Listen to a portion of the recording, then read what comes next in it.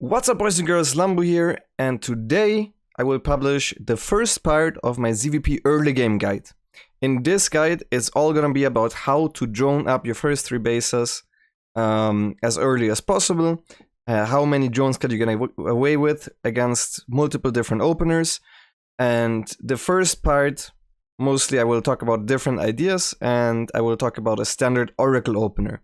So I will talk about what if my opponent opens with Oracle first and then gets an early third Nexus. This will be this video, and then I'm gonna do at least one more for the early game where I will talk about Void Ray openers, Sky Toss openers, and other things like Glaives, for example, DT drop, things like that. So if I don't talk about everything that you guys want to hear in this video, don't worry too much about it.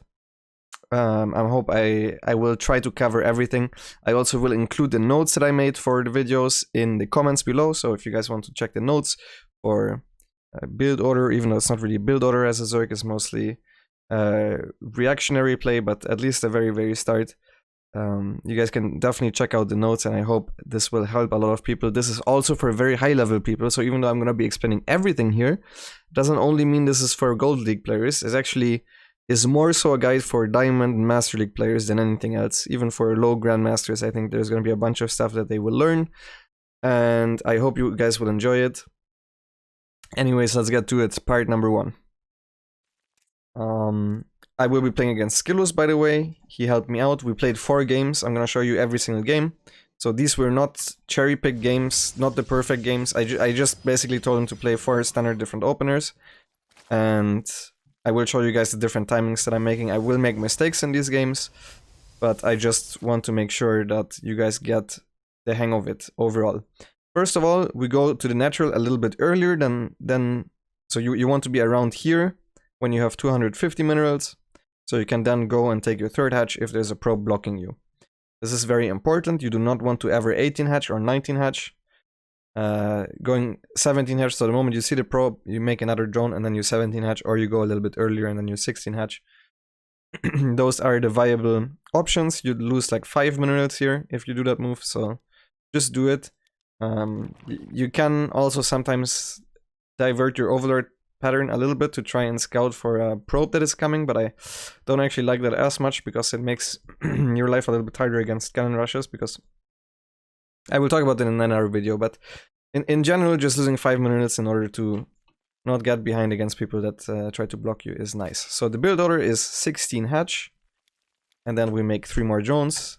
The 2nd drone gets rallied to the gas, so 16 hatch, 18 gas, and then the 3rd drone will be rallied and become a spawning pool. So we have 16 hatch, 18 gas, 17 pool.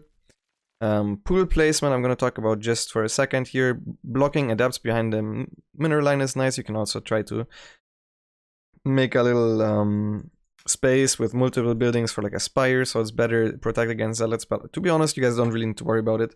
Just don't put it super exposed, specifically now that Void Rays are very common. You do not want it to put it to wherever the Void Rays are coming from, which on this map is always going to be here, right? If you try to take this fort especially, the Void Rays are always going to be here, and then try to run between those 2 bases, so just put it away from the Void Rays. Then the next 3 drones will be rallied into gas. I have gather, the gather hotkey on rapid fire, so if your opponent terraces you, you can just hold down A and click the minerals. This is how I do it. You guys can also just right click or ignore it. I'm pretty sure this won't really be a problem for most of you because they're Protoss players. I think mostly do this on high level. So we're still making drones. The next 3 get rallied into gas. This next drone gets rallied to the natural.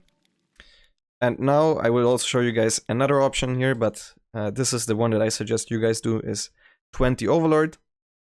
The 2nd Overlord just stayed above the natural to see if there are any pylons going up. If the probe would have moved behind here, obviously I would have mirrored that movement with my Overlord. The 1st Overlord just goes to the other side of the map. So in this video, what I want from you guys is to not send your 2nd Overlord across the map at all, because I want to simplify as many things as possible in the early game. So we're going 20 Overlord, and now we're making 2 Queens and 4 Zerglings the moment the spawning pool is done. So 2 Queens, 4 Zerglings. You will very often see me only make 2 Zerglings at first and then 2 more later on. The reason we're going for 4 Zerglings overall, almost always, if there's a probe on your side of the map, is so the probe can't pylon block your third base, and then the adept arrives, and then you're forced to take another third base, which actually isn't that bad on a lot of these maps, but it is unnecessary, and it might distract you, and you might mess up something while this is going on. So instead, just make the 4 Zerglings.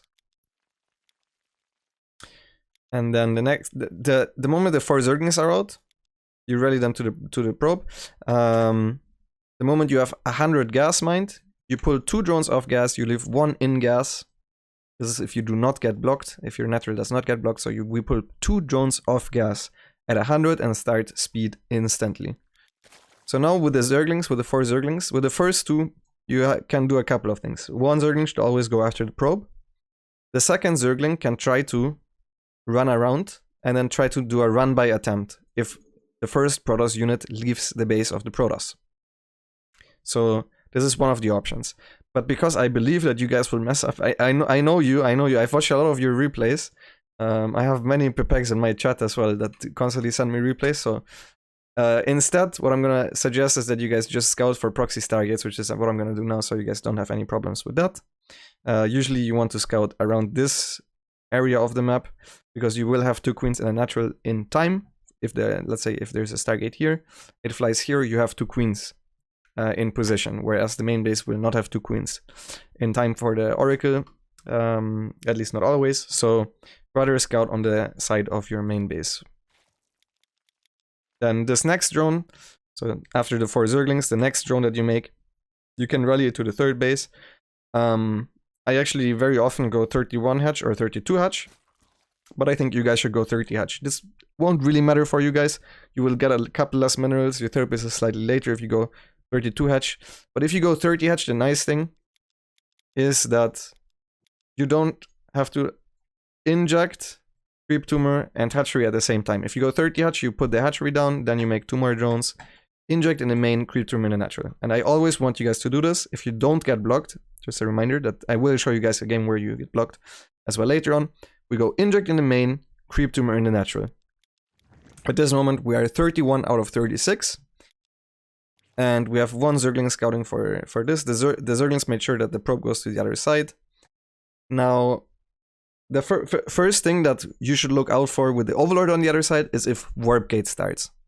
Now, if there is no Warp Gate right away, that more often than not means that your opponent is going for a Stargate.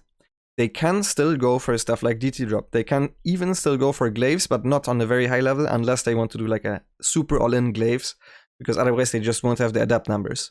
So you can rule out these options pretty much on a high level, but if you guys want to know what exactly that means, it's basically if there is no Warp Gate right away and your opponent is playing DT or glaives, they're not safe. So if they do that for mind games, then that's cool. More often than not, I believe even in Diamond League, Platinum League, Master League, a Warp Gate skip should mean Stargate more often than not. Can still be also Robo Openers, which don't really exist on high level. I will also cover that later on, because I know like there's so many different builds that Protoss has, but for now we think at least that it is Stargate, because he delayed that Warp Gate. Then we saw an Adept first with a Chrono Boost, a second Chrono Boost, and we don't make extra units already in case this is an Adept. If we see the second Adept, we make 2 more pairs of links for now, right? Then at 31, we start an extra drone in the natural and an Overlord in the main base. Whenever you have the decision to, because the Lyra will always spawn at the same time, since we're going 16 hatch and not 17 hatch, obviously. Whenever the Lyra spawns at the same time, and you have to decide where to make the drone and where to make the Overlord, you always make the drone in the natural, because it has less travel time until it's at the minerals, and always the Overlord in the main. So this drone will mine an extra 1 or 2 times every single time this happens, which you will notice that I make all of my Overlords pretty much always in the main base. So at 32, we make an Overlord in the main. Now, also at 32, we make a Queen at the natural. This is our 3rd Queen. Now we make 2 more drones. Note that my second Overlord went here to check for wherever the Adept is coming from. This third Overlord went here. So you guys have some warning time if in case you don't know exactly where the Adept is coming from. This helps you with putting down creep tumors. Never ever put a creep tumor directly in front of an Adept. So now we're at 36. Now we start a queen in the main base. I will first talk about just the build order and then what we scout. So we start a queen in the main base and an overlord in the main base. I did it was a little bit slow. This was the first game of the day, but as I said, this is not perfect. 36, queen in the main base, overlord. If you guys do anything a little bit delayed, it's really not that bad. And then afterwards, you spend all your larva on drones immediately. So you start the drones. I also always start the drones first in the natural, but you can just press drones. And then the last 2 drones that you make here have to be rallied back into the gas. So in case you're wondering when you're rallying back into the gas, this is always in every matchup, it's with these drones from the inject. And then once we're at 44, we start another overlord, again in the main base. At this moment in time, let's just, this is how to get up to 2 base saturation the fastest possible. This is very important. You guys should have that down, no matter your league. I don't really care what league you guys are. You guys can open, maybe if you guys want to open 2 base, that's fine, but you need to only make drones at this moment in time. There's nothing bad that can happen to you. Also, just important to note that all of my overlords always have a direct pattern. So I sent this overlord here, this overlord here, this overlord here, this overlord here. If you look at my vision, very soon it will be all here, and then this overlord will get rallied here, and then I'm only missing 1 here, and then I will have an entire ring of vision around my base. This is very important. Okay, so we also saw that he didn't start a 3rd unit, which you usually would with glaive, so I'm pretty sure that this is indeed Stargate. Now one thing that I wouldn't do is I left the overlord here. Usually I would try to get my overlord in safety, so it doesn't die against the Stalker plus Oracle, but I want you guys to keep your overlord here to see what happens here if he makes more units, and to force your opponent to show his hand to you. So if he wants to kill his overlords, if he wants to clear the vision, let him show if he has a War Prism or an Oracle or a Void Ray, so you know exactly what's going on. Now one thing that I didn't do here, which I think you guys should do if you're unsure, because I simply knew that there was a Stargate opener because I'm on high level, but something that I will show you guys later on against glaives is that I would already at this moment in time make 2 extra pairs of Zerglings and have these Zerglings patrolling here to see if there's an Oracle leaving. I was pretty sure that my opponent was going to clear this first here, but there should theoretically be Zerglings here. I only made this mistake this game, I'm pretty sure. You also want to have a ring of vision around your opponent's base, also 1 Zergling here to spot. And yeah, in general, we did not need to make any spores yet, even if an Oracle was to fly across the map. We have 2 queens in a natural, and we have 2 queens in time in the main base, very important, to deflect the Oracle. So at this moment, we're still just making drones. Besides the maybe 8 Zerglings that we should have had by now, I also knew that he didn't have a second adept, so in general, you want to have 4 Zerglings per adept in the early game. For the first 2 at the very, very least. 3 adepts doesn't really change too much of the dynamics, so you usually won't go across the map with 3 adepts. Usually it will always be with 2. And then around 4 minutes you should scout for a 3rd nexus. Now the moment you realize it's an Oracle, you make a Spore Crawler here. Now what if we would have seen the Oracle just leave a little bit later? I would have made the Oracle, I would have still made the Spore Crawler the moment I see the Oracle. And then I would have kept my queens here until the spore is done and only rally my main and my natural to my natural, so I would be a little bit oversaturated here. Then the moment it's done, I leave with the 2 queens from my natural to the 3rd base, and the natural will be protected with a spore plus the queen that's going to be spawning. In the main base we have 2 queens, so we don't need a spore. If you guys are very, very, very bad at queen versus Oracle micro, and you're always out of position somehow, even though the queens really just need to be in this position, and you should have vision around your base, make an extra spore. It doesn't really cost that much. What I'm doing is trying to perfect the early game. You guys don't have to play perfect. Rather make a spore than lose an extra 3 drones because your queens for some reason are standing here. I don't know why they would be standing here, but that's okay. So the moment the 3rd hatchery is done, we start an extra queen. And that will make the total queen count go up to 6. So the way I hotkey this is at the start I don't hotkey inject queens and creep queens. I hotkey my 2 queens in the main together with the queen at the natural, and the queens at the 3rd I hotkey in the 2nd hotkey, right?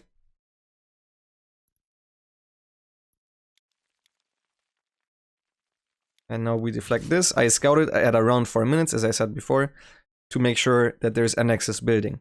One thing that I also want you guys to do is always have every single exit from Protoss covered, so you don't get surprised by adepts. Random adept numbers, let's say he obviously just now is finishing warp gate, just so you see that you literally can only drone until right now, and you should never have less drones than me, because there's nothing to worry about. Like, the moment I know that the warp gate is delayed, I already know there can't be any pressure from the Protoss. I hope that makes sense. So up until now, when I don't say anything, just make drones. But having these exits covered is very important. And on our side of the map, we have the overlords with the ring of vision as well. If there was a void ray, these overlords should be pulled back. That's the difference. And then now, at around 420, I start my lair, very similar to the taxi build, and then around 430 against the 4-minute third, we start the Roach Warren. Now, even if he doesn't take the third, you should still start your Roach Warren around that, and you're still safe against everything. That's just how it works. Even on the shortest maps, if your opponent is super sharp with a single Stargate unit build, on pro level, like on Lightshade for example, since it's a very short map, I would probably have made my Roach Warren before the lair, and I would have started at 420. Your opponents won't play perfect builds, make it at 430, no matter what, so you don't have to think, you don't have to react, just always keep these timings. Right after you start your Roach Warren, you start double gas at the natural. Now, why do we start it at the natural? That's because we don't, we already are saturated here, and it is a very close rally, and it's also a little bit easier than starting an extra gas in the main and one in the natural. So after you have 16, 16, and 3, you rally both your main and your natural to your third base. I know there's a lot of information to take in, but it will all make sense, you guys. I will also put the replays in the description, and you guys can check them out. So you guys will have 16 and 3, 16, and then you rally your main and your natural to your third, where we have the 3 queens deflecting the oracles. I'm not really looking too much at the micro. It's obvious that 3 queens should be able to defeat 2 oracles, right? The moment there are 2 oracles, by the way, you can start an extra spore in your main base, or in general also in your third. To be honest, it's completely fine. If you don't trust your own queen micro, it's better to just make a couple extra spores. It won't hurt you as much, but I just don't want you to get them too early. That actually really hurts your economy. So the moment we take these gases, we re-rally the main and the natural back to the natural. You do not want drones running from your natural to your third and then you are like, now I need to saturate the gas, and now they're running from the third back to the natural. So now here we lost a couple of drones because our queen was a little bit out of position. He clearly creeped to me here, which meant one of my queens was out of position. Make an extra round of Zerglings around the time you take your Roach Warren and your extra gas. What I'm doing right here is now I have the Ring of Vision, because now theoretically my opponent could still go to Stargate Void Ray, for example. It could still be the case. I already know it's not because I saw sentries. So I get all my information basically from Zergling scouts. You don't need to sacrifice overlords, and right now I see 2 sentries and a shield battery. I know I'm safe to go to 66 drones just from that information. I know the third nexus timing. I know there are a couple of sentries, 2 oracles. It is impossible for him to have a glaive timing right now. It is impossible for him to have 2 Stargate Void Ray. It is impossible for him to have 2 Stargate Phoenix. He can't have anything super aggressive that will kill me if I make units after 66 drones. Literally nothing. If he would go for let's say he stopped at 44 probes, let's say he made a robo and 6 gateways, I can hold this with 66 drone Roach Ravager Ling. And this is what I want you guys to understand. This is what simplifies all of this, is that with this little information, I already know that I can go to 66 drones. So the moment you see multiple Stargate units, and the moment you always check with your Zerglings and you have your Roach Warren theoretically in time to like the only thing that you would need early Roaches for is a glaive timing before 66 drones. So the moment you always check, the glaive timing usually leaves the base around 5 minutes at earliest. And if it leaves and you just make Roaches, you're fine against it. Like I can hold this. I would be 58 drones right now, and I could hold a glaive timing from a 4-minute third nexus at this point. Obviously, it's not a glaive timing because I know he had sentries here, right? So if you ever over make Zerglings, make sure to have them in between your opponent's base. You can pick off probes and stuff. But now let's like take another look at what we did meanwhile. At around 5 minutes, I start my evolution chamber if I want to play macro. This already can change if you guys want to go for an all-in without an evo chamber, that's fine. But in general, I would start an evolution chamber at this moment in time with most of my build orders. And now once we get towards 66 drones, I will start taking the other 3 geysers. Right? Now that we have 16, 3, and 3, this is 2, but it should be 3, we rally this hatch back to the 3rd base. And I will rally my main base back to my main base and take an extra gas. This might be a little bit complicated. You can just take all 3 of those at the same time. You will see that the theory is to always get 16 out of 16 as early as possible and not have less mineral income in favor of more gas income. You do not want to have that happen. I started extra spores now so I can leave with my queens in order to spread creep. I know the oracles are here, so I left this base exposed right now. And at this moment in time, once I hit 66 drones, you can do whatever you want. If you realize this is what they're doing and you want to go Hydra Bane, start a Hydra then a Baning Nest, that's fine. If you want to play Spire, start a Spire. If you want to play Swarm Host, start an Infestation Pit. If you want to do whatever you want, like just do it, but this is just a setup. I'm only talking about the early game in this one.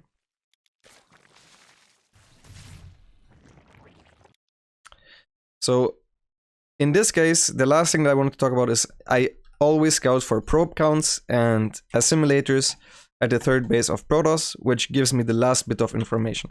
So theoretically, after I scout this, I know for a fact now that I can go to 80 drones with any Roach Ravager base composition easily without being in any danger. I could tech up double Evo, Spire, Baning Nest, and I can hold any push that could come at me with 80 drones, probably even a little bit more, if I'm entirely honest.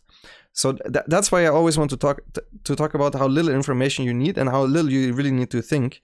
You just basically you get your information with Zerglings on the other side of the map, and then you need to react. And usually around 6 minutes is a nice time to check your gases. Now, what if, Lambo? What if my opponent is just worse and he doesn't have probes here, but he's actually just playing macro?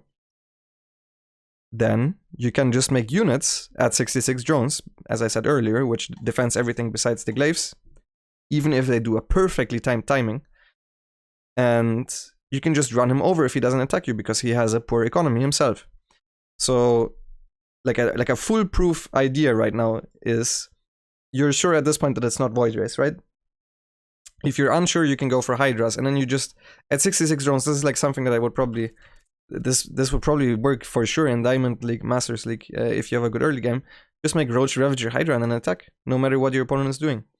One more thing, that's the last part of the early game, which is something I don't do too often, but in this scenario I would do it, and I think you guys should always do it, is the moment your lair is done, morph an Overseer and scout. I should scout right now for Robo-Bay tech. That's what I should scout for. That's the only thing. Everything else I already know. I already know he's going ground because of 2 sentries. If I would see more sentries, I would know that it's Blink, for example. If I would see like extra gateways at first and then Archons morphing in, I already know what I'm up against as well. I just have faith in my ability of getting scouting information from Zerglings on the other side of the map. But you guys might not be as fast and more focused on your own macro, so the moment your lair is done, I still have 2 out of 3 here, morph an Overseer and then go across the map. So this is the early game against Stargate, Oracle first, when you don't get blocked, and when your opponent has an early 3rd Nexus. This will be the first part of the video, because otherwise it would be way too long. I will talk about the other options in the upcoming parts. So see you then.